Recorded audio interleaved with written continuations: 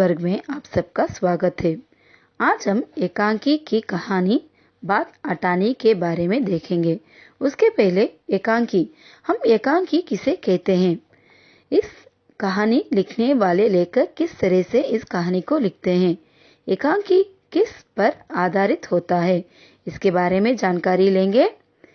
एकांकी अंक वाले नाटक को एकांकी कहते हैं और एक अंक वाले नाटक को एकांकी कहते हैं। एकांकी में हुआ अनेक प्रयोग के कारण इसका विकास अनेक दिशाओं में हुआ है।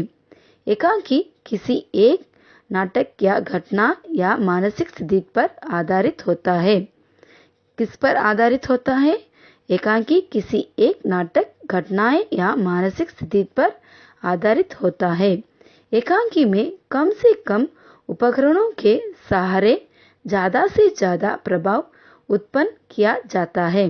किसी बड़े नाटक को काट छाट कर लेखांकी की रचना नहीं की जा सकती है। एकांकी को खींच तान कर बड़े नाटक की रचना भी नहीं की जा सकती है। बच्चों, अब एकांकी के बारे में देख चुके हैं। अब हम इस कहानी को देखेंगे। इस कहानी के अंदर जाने के पहले इस कहानी का लेखक के बारे में देखेंगे। इस कहानी का लेखक है सुदर्शन जी है। उनके जीवन पर परिचय पर प्रकाशित डालेंगे। हम लेखक परिचय को आसान तरीके से मन में कर लेना चाहिए। इस परिचय को मैं सिंपल ट्रिक्स में आपको बताती हूँ, आप इस कभी भी नहीं भूल सकते। अच्छा बच्चों, आओ अब हम देखेंगे सुदर्शन जी के जीवन के बारे में। यहाँ मैं आपको पॉइंट से पॉइंट एक एक पॉइंट करके देती हूँ, उस पॉइंट को आप ध्यान से सुन लो। अच्छा, पहला पॉइंट है सुदर्शन जी का मूल नाम है बद्रीनाथ। उनका वास्तविक नाम है बद्रीनाथ। उनका जन्म कब और कहाँ हुआ? सुदर्शन जी का जन्म 1953 में यानी सन 1953 में हुआ था। कहाँ हुआ था? उनका जन्म सियालकोट में हुआ था। 3 पॉइंट है यहाँ बच्चों। पहला, उनका मूल नाम है बद्रीनाथ और उनका जन्म हुआ था सियालकोट में।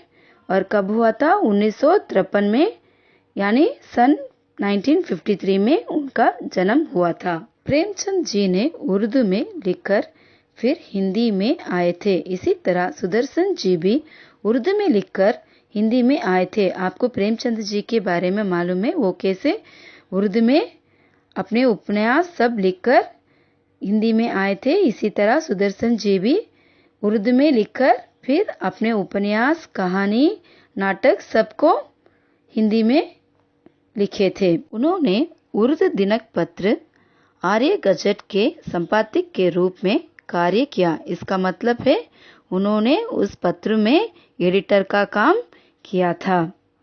उनका पहला कहानी है हार की जीत।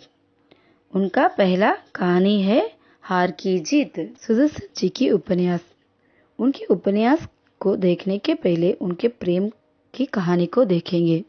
सुदर्शन जी ने अपनी प्रेमिका से बहुत प्यार करते थे। उनकी प्रेमिका का नाम भाग्यवती है। कुछ समय बाद भाग्यवती लेखक को छोड़कर चली जाती है। तब से लेखक ने उसे प्रेम दे दे भाग्यवती कहकर पुकारते थे। कैसे पुकारते थे?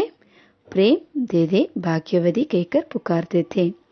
इससे उनके उपन्यास को हम ध्यान में रख लेंगे। प्रेम का मतलब प्रेम पुजारिन, दे होता है देहाती और दूसरा दे है देवता और अंत में है भाग्यवती।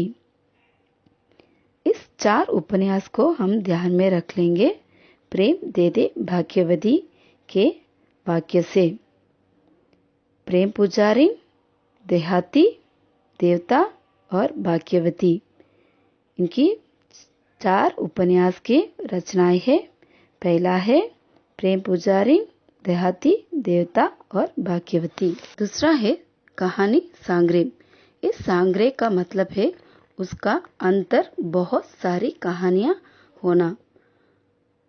सुदर्शन, सुधा, पुष्पलता, सुप्रभात और पनकट उनका कहानी संग्रह है। नाटक भाग्य चक्र, सिकंदर और अंजना। दूसरा है कहानी संग्रह। संग्रह का मतलब है उसके अंदर बहुत सारी कहानियाँ होना। उनका कहानी संग्रह है सुदर्शन, सुधा, पुष्पलता, सुप्रभात और पनघट। उनका नाटक है भाग्य चक्र, सिकंदर और अंजना। कहानी बात हटाने की शुरुआत इस तरह का है। रसीला। रसीला इस पाठ का कथानायक है।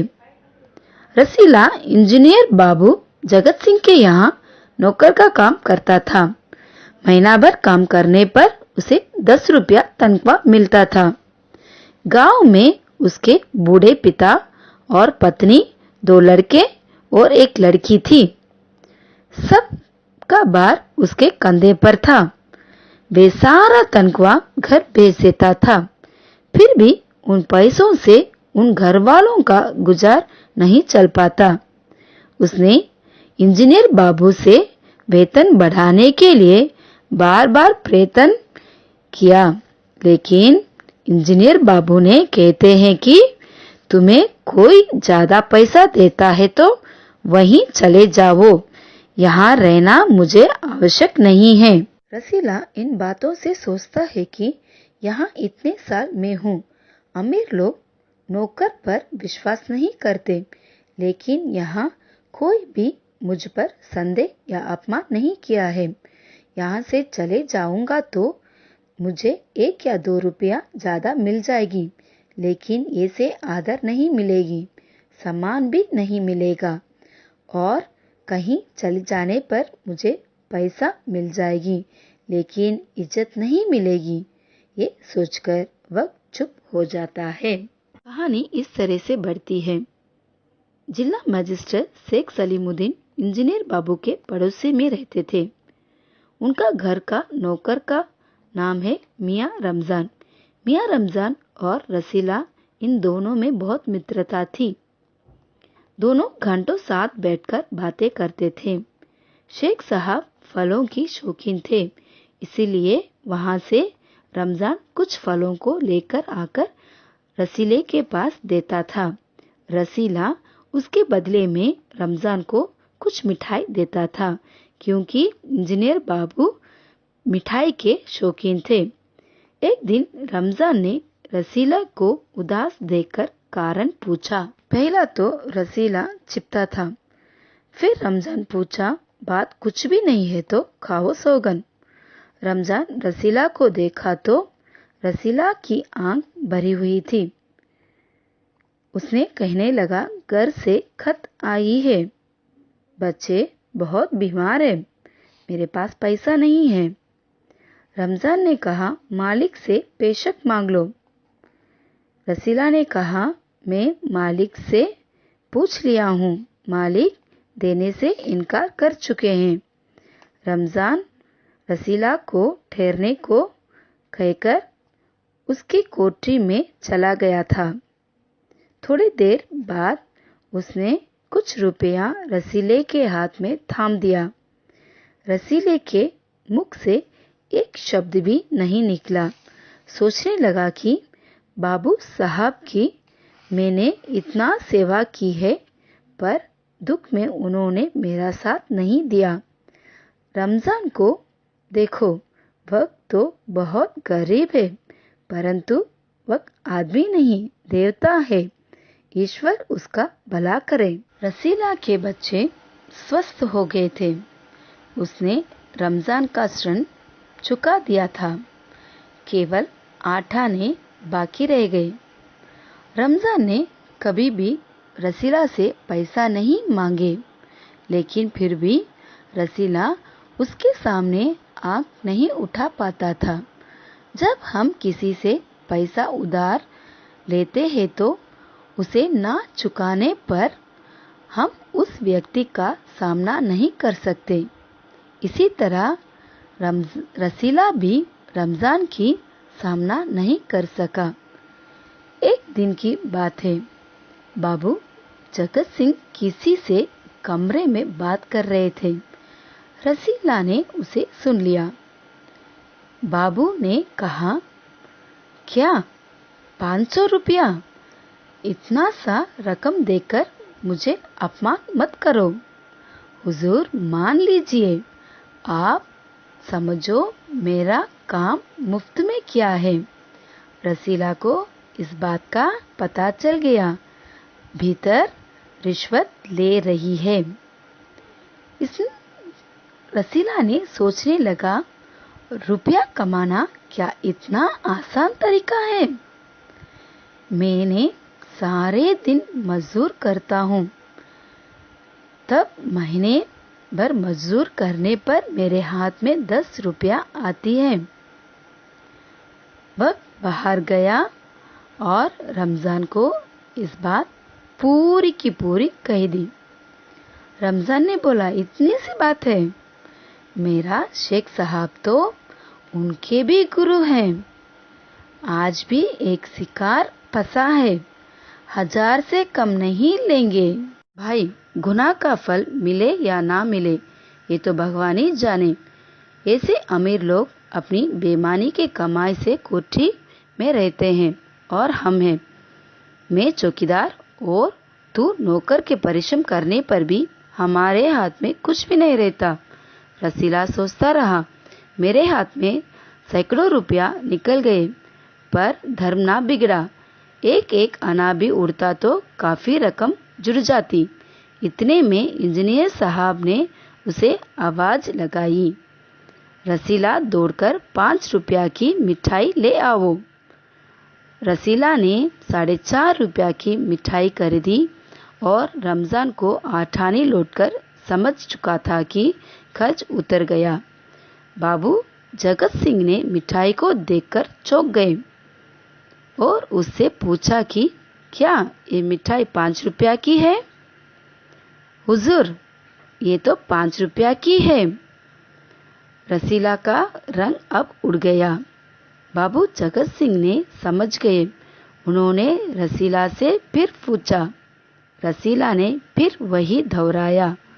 उन्होंने रसीले के मुंह पर एक तमाचा मारा और कहा, चलो मेरे साथ। कहाँ से लाया है? हुजूर, झूठ कहूँ तो रसीला ने अभी अपनी बात पूरी भी ना की तो इंजीनियर बाबू चिल्लाने लगे, अब सच और झूठ का पता चले जाएगा। अब सारी बात हलवाई के सामने ही कहना। रसीला ने बाबू के पास अपनी गलती स्वीकार कर लेता है। माई बाप, मुझसे गलती हो गई है, मुझे माफ कर दो। लेकिन बापू ने उनके एक भी बात नहीं सुनी। बापू ने उसे खूब पीटा, फिर घसीटते हुए पुलिस थाने ले गए। सिपाही के हाथ में 5 का नोट रखकर कहा, मनवा लेना, लातों के भूत बातों से नहीं मानते। यहाँ रसीली अपना गुनाह को स्वीकार कर लेता है। उसने कोई भी बहाना नहीं बनाया। चाहता तो कह सकता था कि बापू के यहाँ काम नहीं करना चाहता था, इसीलिए हलवाई से मिलवाकर मुझे फंसाया जा रहा है। उसने और एक अपराध करने पर साहस जुड़ नहीं पाया। उसकी आंखें खुल गई थी। उसको मालूम हो गया कि आठानी तो बड़ी रकम नहीं है, लेकिन एक अपराध का उत्तर दूसरी अपराध से नहीं करना चाहिए। ये जानकर वो मजिस्टर के पास कहा, हुजूर, ये तो मेरी पहला अपराध है, इस बार मुझे माफ कर दो, फिर से गलती ना होगी। अपनी गलती कबूल करके माफी भी मांग चुका है। अब हम देखेंगे ये कहानी किस दशा में जा रही है। शेख साहब न्यायप्रिय आदमी थे। वे रसीला को 6 महीने की सजा सुना दी और रुमाल से मुंह पोंछा। ये वही रुमाल था कि जिसमें एक दिन के पहले किसी ने 1000 रुपया बांधकर दिए थे। ये फैसला सुनकर रमज़ान की आंख में खून उतर आया। इसका मतलब है कि उसको बहुत गुस्सा आ गया। उसने सोचने लगा कि ये दुनिया न्याय नगरी नहीं है, यहाँ पर न्याय नहीं होता है, अंधेरी नगरी है। चोर पकड़ी गई तो अपराध हो गया। असली अपराधी तो बड़े बड़े घरों में बैठकर दोनों हाथों से बटोर रहे हैं, क्या धन बटोर रहे हैं।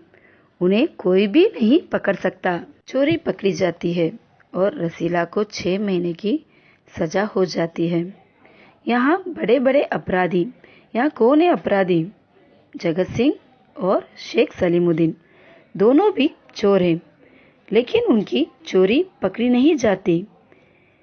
वे अपने बेईमानी के कमाई से आराम कर रहे हैं।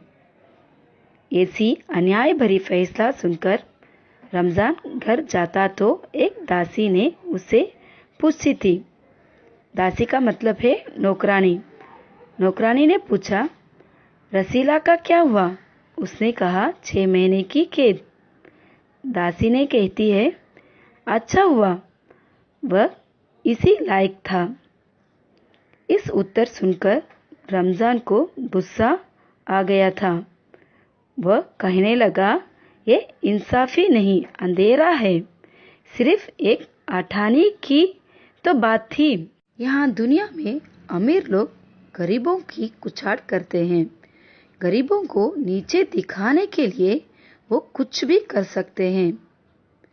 रात के समय जब 1500 के चोर नरम गद्दियों पर मीठे नंद ले रहे थे, इसका मतलब है अमीर लोग अपने घर में आनंद नींद ले रहे हैं। यहाँ कौन है अमीर लोग? जगत सिंह और शेख सलीमुद्दीन। वो ना ईमानदार होने पर भी अपने घर में अच्छी तरह से सो रहे हैं। लेकिन आठानी का चोर कौन है? रसीला जेल में पछता रहा है। उसके जिंदगी में ये सब क्या हो गया? ऐसे कहकर रमज़ान बहुत उदास हो जाता था। इस कहानी से आपको क्या संदेशा मिलता है, इसके बारे में देखेंगे। इस कहानी द्वारा लेखक ने यह संदेशा दिया है कि मालिक को अपनी नौकर की छोटी भूल को क्षमा कर देना चाहिए। वे अपनी नौकर के घर वालों को सोचकर छोड़ देना चाहिए। लेकिन यहाँ तो बाबू जगत सिंह स्वयं रिश्वत लेते थे, परंतु केवल आठानी के चोर को बर्दाश्त नहीं कर पाते और अपनी नौकर रसीला को कठोर दंड दिलवाते हैं। वही मजिस्टर पद पर विराजमान शेखर साहब को भी रसीला की पहली गलती समझकर माफ कर देना चाहिए, क्योंकि वे रिश्वतखोर थे।